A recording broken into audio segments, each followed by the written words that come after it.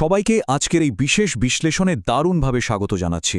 আচ্ছা, পৃথিবীর সবচেয়ে রহস্যময় আর চর্চিত মরুভূমির কথা উঠলেই আমাদের মাথায় সবার আগে কি আসে? ঠিক ধরেছেন, নেভাডার সেই বিখ্যাত এরিয়া 51। আজ আমরা এই জায়গাটির আসল রহস্য উন্মোচন করতে যাচ্ছি। একদম গভীরে ডুবে দেব আমরা।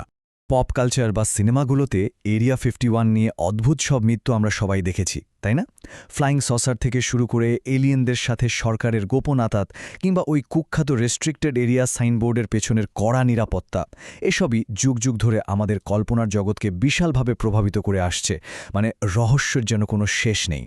তো স্বাভাবিকভাবে প্রশ্ন জাগে, যদি সেগুলো সত্যি সত্যি এলিয়েন না হয়ে থাকে, তাহলে আকাশের ওই ইউএফও বা অজানো উড়ন্ত বস্তুগুলো আসলে কি ছিল?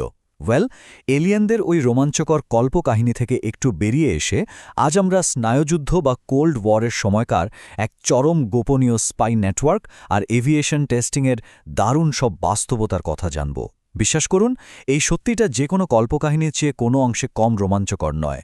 তবে হ্যাঁ, এখানে একটা বেশ মজার ব্যাপার আছে।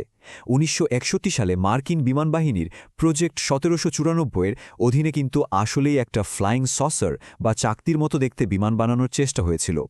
যদিও সেই প্রজেক্টটা খুব একটা আলোর মুখ দেখেনি, কিন্তু আকাশে যেসব অদ্ভুত দ্রুতগামী যান দেখা যেত, সেগুলোর আসল উৎস ছিল আরও অনেক বেশি আধুনিক, স্লিক এবং তীক্ষ্ণ। এবার তাহলে মূল জায়গায় আসা যাক। গ্রুম লেকের প্রাথমিক অপারেশনের আসল উদ্দেশ্য, মানে স্পাই প্লেন বা গুপ্তচর বিমান। ৬০-এর দশকে সে চমৎকার রূপালী রঙের লকহিড ইউ-2 স্পাই প্লেনগুলোর কথা একবার চিন্তা করুন। এগুলো যখন ৬০,০০০ ফুটের বেশি উচ্চতায় উড়ত, তখন এর গায়ে সূর্যের আলো দারুণভাবে প্রতিফলিত হতো, আর সে যুগে সাধারণ কমার্শিয়াল বিমানগুলো উড়ত বড়জোর ২০,০০০ ফুট উচ্চতায়। তো নিচের দিক দিয়ে উড়ে যাওয়া পাইলটরা যখন অনেক ওপরে ওই ঝকঝকে প্রতিফলিত আলো দেখতেন, তখন তারা ভাবতেন, আরে ওটা কি? আর এভাবেই জন্ম হতো অসংখ্য ইউএফও সাইটিং রিপোর্টের। আসলে ইউএফও গুজবের একটা বিশাল অংশ তৈরি হয়েছিল এই স্পাই প্লেনগুলোর কারণে। একটু টাইমলাইনটা মিলিয়ে দেখলে ব্যাপারটা আরও পরিষ্কার হবে। ১৯৫৫ সালে মূলত এই ইউ-2 প্লেনগুলোর টেস্ট করার জন্যই এরিয়া 51 প্রতিষ্ঠা করা হয়েছিল। এরপর ১৯৬০ সালে সোভিয়েত ইউনিয়নের আকাশে একটা ইউ-2 ভূপাতিত হয়, যেটা রীতিমতো একটা বড়সড় আন্তর্জাতিক সংকটের জন্ম দেয়। পরবর্তীতে এই ৬০-এর দশকেই তৈরি হয় আরও আধুনিক A-12 অক্সকার্ড। এভাবেই নেভাডারে গোপন ঘাঁটিটি ধীরে ধীরে সোভিয়েত রাডার ফাঁকি দেওয়ার মতো অত্যাধুনিক সব বিমানের আঁতুড়ঘর হয়ে ওঠে। এবার আমাদের এই আলোচনার ফোকাস ৬০-এর দশকের শেষের দিকের একটু অন্যরকম একটা অধ্যায়ে শিফট করা যাক, সোভিয়েত মিগ ফাইটারগুলোর মূল্যায়ন। ভিয়েতনাম যুদ্ধের সময়কার একটা ডেটা দেখলে যে কারো চোখ কপালে উঠবে, আর সেটা হলো এই অনুপাত ৯:১। উত্তর ভিয়েতনামের মিগ ফাইটারগুলো মার্কিন যুদ্ধবিমানগুলোর বিরুদ্ধে এতটাই বিধ্বংসী ছিল যে তাদের কিল রেট ছিল ৯:১। মানে আক্ষরিক অর্থে আকাশপথে জীবনমরণের এক চরম বিপর্যয়ের মুখে পড়েছিল মার্কিন বাহিনী। পরিস্থিতি এমন ছিল যে তাদের খুব দ্রুত একটা কার্যকরী সমাধান বের করতেই হতো। আর ঠিক এই সংকট মোকাবেলায় সিআইএ এবং ডিআইএ বেশ কয়েকটা টপ সিক্রেট প্রোগ্রামের উদ্যোগ নেয়। যেমন ধরুন project have drill, project have ferry আর প্রজেক্ট ডোনাট। এই প্রোগ্রামগুলোর মাধ্যমে অবিশ্বাস্য একটা কাজ করা হয়। গোপনে হস্তগত করা সোভিয়েত মিগ-17 আর মিগ-21 ফাইটারগুলোকে সোজা এরিয়া 51-এ নিয়ে আসা হয়। মূল টার্গেট ছিল একটাই, শত্রুর অস্ত্রকে একেবারে ভেতর থেকে চেনা। এরপর সেখানে থাকা স্পেশালাইজড ইঞ্জিনিয়ারদের দলটা স্পাই প্লেনের কাছ থেকে একটু সরে এসে পুরো দমের রিভার্স ইঞ্জিনিয়ারিংয়ে লেগে পড়ে। তারা শুধু শত্রুর বিমানগুলোকে খুলেই দেখেনি, বরং এরিয়া 51-এর আকাশে সোভিয়েত মিগগুলোর সাথে মার্কিন বাহিনীর প্রায় প্রতিটি ফাইটার জেটের ডগ ভয়েড বা আকাশযুদ্ধের মহড়া আয়োজন করেছিল। অবাক করা ব্যাপার হলো, এমনকি বিশাল বি-52 বম্বারগুলোকেও এই মিগগুলোর বিরুদ্ধে ওড়ানো হয়েছিল, শুধু এটা বোঝার জন্য যে মার্কিন প্রতিরক্ষা ব্যবস্থা বাস্তবে কতটা কার্যকর। এবার তাহলে কোল্ড ওয়ারের আকাশযুদ্ধের সেই আইকনিক হেড টু হেড লড়াইয়ের দিকে একটু তাকানো যাক, ফিশবেড বনাম ফ্যান্টম। সোভিয়েত মিগ-21, যেটাকে ন্যাটো ডাকত ফিশবেড নামে, এর ডিজাইনের মূল ফিলোসফিটাই ছিল সিম্পলিসিটি বা সরলতা। এটা ছিল ছোট, মারাত্মক ক্ষিপ্র এবং ম্যাক-2 গতির একটা ফাইটার। এতে কোনো জটিল কম্পিউটার বা হাইটেক গ্যাজেট ছিল না। এটা পুরোপুরি চলত পাইলটের ট্রেনিং আর স্কিলের উপর ভর করে। এর এই সাধারণ কিন্তু রাফ অ্যান্ড টাফ ডিজাইনটাই যে কোনো আমেরিকান জেটের জন্য রীতিমতো দুঃস্বপ্ন হয়ে দাঁড়িয়েছিল। আর ঠিক এখানেই ডগ ফাইটের আসল সমস্যাটা চোখের সামনে পরিষ্কার হয়ে যায়।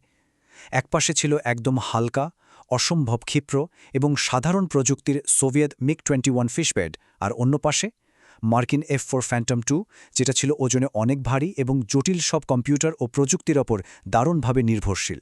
আকাশে যখন মুখোমুখি লড়াই হতো তখন প্রযুক্তির এই দুই বিপরীত মেরুর পার্থক্যটাই আমেরিকানদের জন্য সবচেয়ে বড় চ্যালেঞ্জ হয়ে দাঁড়াত। এরিয়া 51-এ MiG-17 এবং MiG-21 নিয়ে দিনের পর দিন এই যে বিস্তর গবেষণা চলল, এর ফলে ইঞ্জিনিয়াররা একদম নিখুঁতভাবে সোভিয়েট প্রপালশন এবং রাডারের দুর্বল পয়েন্টগুলো বের করে ফেলেন। তারা বুঝতে পারেন MiG-17-এর আর্লি আফটার বার্নার প্রযুক্তি ঠিক কিভাবে কাজ করে, আর সোভিয়েট রাডারের ক্রস সেকশনগুলোই বা কেমন। শত্রুর প্রযুক্তিকে একেবারে ল্যাবরেটরিতে ফেলে ব্যবচ্ছেদ করার এই সুযোগটা মার্কিন মিলিটারিকে বলতে গেলে একটা গেম চেঞ্জিং সুবিধা এনে দিয়েছিল। আর এই গেম চেঞ্জিং সুবিধার হাত ধরেই শুরু হলো আমাদের আলোচনার সবচেয়ে থ্রিলিং পর্বটি, বার্থ অফ টপ গান। পুরো ব্যাপারটা একটু খেয়াল করুন। এটা ছিল নিখুঁত একটা পাইপলাইন। প্রথমে সোভিয়েট মেঘগুলো জোগাড় করা হলো, এরপর সেগুলো রাডার আর ইঞ্জিন খুব গভীরভাবে অ্যানালাইজ করা হলো, তারপর মার্কিন জেটগুলোর সাথে রীতিমতো স্টেজ ডগ ফাইটের আয়োজন করা হলো, আর সবশেষে সেই প্র্যাকটিক্যাল এক্সপিরিয়েন্স থেকে একদম নতুন যুদ্ধকৌশল তৈরি করা হলো। চুরি করা হার্ডওয়্যার থেকে সরাসরি কমব্যাট ট্যাকটিক্স বদলে ফেলার এমন মাস্টারপিস উদাহরণ ইতিহাসে সত্যি খুব বিরল। এই মরুভূমিতে হওয়া টপ সিক্রেট পরীক্ষাগুলো থেকেই কিন্তু একটা যুগান্তকারী জিনিসের জন্ম হয়েছিল। হ্যাঁ, ঠিকই ধরেছেন। মার্কিন নৌবাহিনীর সেই বিশ্বখ্যাত টপ গান ওয়েপন স্কুল এবং বিমান বাহিনীর রেড ফ্ল্যাগ এক্সারসাইজ। সিনেমা দেখে টপ গান নিয়ে আমরা যত রোমাঞ্চই অনুভব করি না কেন, এর আসল শিখর কিন্তু ওই এরিয়া 51-এর ধুলোমাখা গোপন ইতিহাসেই শক্তভাবে গেঁথে আছে। ফিশবেড এবং ফ্রেস্কোর মতো সোভিয়েট ফাইটারগুলোর নারী ভুঁড়ি এভাবে জেনে ফেলার কারণেই ভিয়েতনামে মার্কিন বিমানবাহিনীর পারফরম্যান্সে অভাবনীয় এক পরিবর্তন আসে। এই একটা পদক্ষেপ আক্ষরিক অর্থেই অসংখ্য আমেরিকান পাইলটের প্রাণ বাঁচিয়েছিল এবং আকাশে যুদ্ধের পুরো হিসাব নিকাশটাই পাল্টে দিয়েছিল। এরিয়া 51 শুধু নতুন স্পাইপ্লেন বানানোর কারখানাই ছিল না, এটা হয়ে উঠেছিল শত্রুকে ভেতর থেকে চেনার এক মাস্টার ক্লাস। স্নায়ুযুদ্ধের সেই দিনগুলো পেরিয়ে আজ যদি আমরা বর্তমানের দিকে তাকাই, এরিয়া 51 আজও কিন্তু সমানভাবে রেস্ট্রিক্টেড আর একটি চরম সক্রিয় টেস্টিং গ্রাউন্ড। বিভিন্ন রিপোর্টে শোনা যায় স্যাটেলাইটের চোখ ফাঁকি দিয়ে সেখানে নাকি সুবিশাল সব হ্যাঙ্গার তৈরি করা হয়েছে। অনেকেই ধারণা করেন অত্যাধুনিক ড্রোন সোয়ার্ম বা ভবিষ্যৎ প্রজন্মের চালকবিহীন কোনো অ্যাডভান্স টেকনোলজি নিয়ে হয়তো এখন সেখানে দিনরাত কাজ চলছে। আর তাই সবশেষে আমাদের মনে ওই একটাই কৌতূহল কি দেয়, এই মুহূর্তে ঠিক এই সময়টায় নেভাডার মরুভূমির আকাশে আর কি অত্যাধুনিক এবং অতি গোপনীয় প্রযুক্তির ডানা মেলে উড়ে বেড়াচ্ছে। এলিয়েন নয়, বরং মানুষের তৈরি সেই অজানা আর অবিশ্বাস্য প্রযুক্তিগুলো নিয়ে আরও জানার এক দারুণ তৃষ্ণা নিয়েই আজ আমাদের এই বিশ্লেষণ। এখানেই শেষ করছি। ভাবনার এই দরজাটা সবার জন্যই খোলা থাকল।